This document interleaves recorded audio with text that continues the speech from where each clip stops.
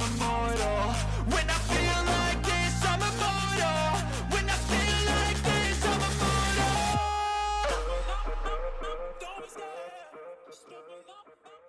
Hey Zwifters, welcome to another Zwift race analysis video.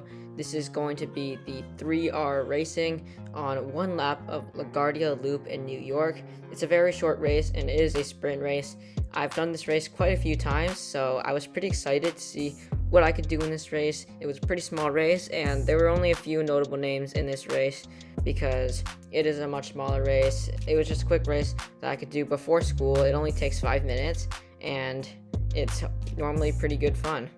So into the video, the race is just starting and it looks like nobody is attacking, but something that I really try to do during mass starts races is I like to surge pretty hard up to around 300 watts because I really want to hang on to the category A riders wheels, because category A riders like to kind of destroy the other riders by just going hard for like the first 30 seconds to a minute, and that helps separate the A and B riders from the C and D riders so that there aren't really any C and Ds tagging along, because the A's like to keep the pace pretty high and they like to have a pretty small group in that finishing sprint. You can see that my heart rate is actually all the way already up to 190, and I guess in a way that's a good thing, because in previous times that when I didn't actually warm up before this race, my heart rate was pretty low and I wasn't able to get it high enough to get a good sprint going, and my legs were just still asleep by the finishing sprint. And the funny thing about this race is that once I'm 1 minute in, I'm already 1/5 of the way done. So it is definitely a fast race. You can see that the pace is already pretty high, and the first minute or so was pretty much in zone 5 and 6. So it's very high intense race and a very short race. Right here is actually the first part. This is where you actually start the first lap. The rest of that was just a lead in to get to this first part of the lap, and it does go up a slight incline, so this is kind of getting a glimpse of the finish. So for those who are new to this route, this is pretty much the finishing sprint, but you are going to go around a short loop once more before hitting this for the actual finishing sprint. So you can see that riders tend to surge quite a bit. I do around 6 watts per kilo up this, and at this point I didn't want to be too close to the front of the group, so I actually eased off right here to try to get a better positioning in that front group, because I knew that I needed a good positioning in order to do well in this race. Something to make sure not to do is to get dropped on this short descent, because if you get dropped, the group is pretty much gone, and that's pretty much the end of the race. This is also a really important moment in the race because it depends what kind of race you're doing. If you're doing the Evo CC version of this race, you will get a power up, but if you are doing the 3R one, it really doesn't matter and you won't get a power up. So you see that I actually got 20 XP because I'm currently on the double XP route, because I have already completed level 50 and I actually have enough XP to get to level 58, so I'll be getting double XP until I get there. You can see that one rider is off the front pushing the pace of the group. The rider in the yellow jersey does a small surge, and one notable name to watch is R. Bronting and Mike Abraham. Those two riders are very strong looking at their Zwift power profiles. Bronting is racing in category A and Mike is racing in category B with me. I raced him quite a few times and pretty much every time he's beat me. So here you can see that the group is getting slightly strung out and we're already over halfway through the race.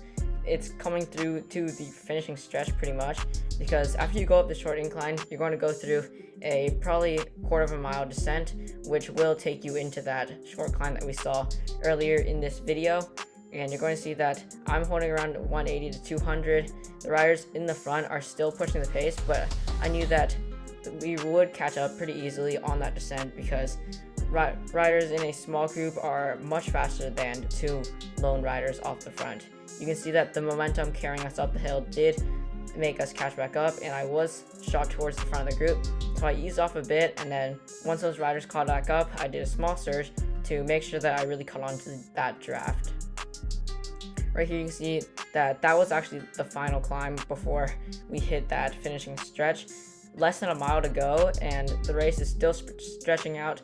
My heart rate's at around 195, so a pretty good place for me considering that there's only 8/10 of a mile left.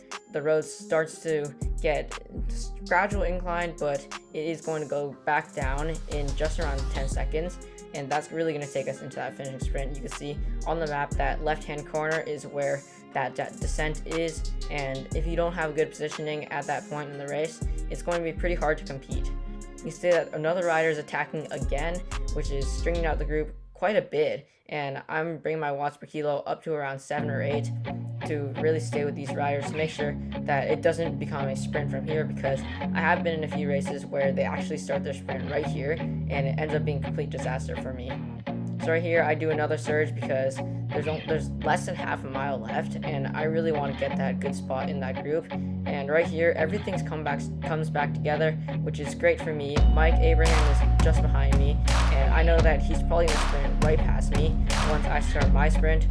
So I was already expecting that. I wasn't expecting a win in this race, but I was hoping for a top 3 podium finish. You see here, going up the slight incline, I was already in the drops, ready to sprint, and I surged up to around 8 watts per kilo, but nobody was really sprinting yet.